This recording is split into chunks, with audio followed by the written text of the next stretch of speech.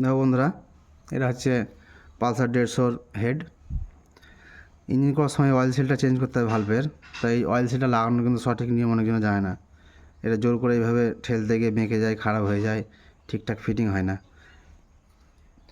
এই যে গাড়ির অরিজিনাল ভাল্ব, নতুন ভাল্বটা তোমরা লাগিয়ে নিলা, এখানে লেগে গেল। লাগানোর পরে ভাল্বের নিচে এখানে হাত দিয়ে থাকবে, এখানে অয়েল সিলটা নিলা, অয়েল সিলটা নিয়ে ভাল্বের মাথায় বসিয়ে দিলা। দেখা ভালো করে বসিয়ে দিলা, খুবই সহজ।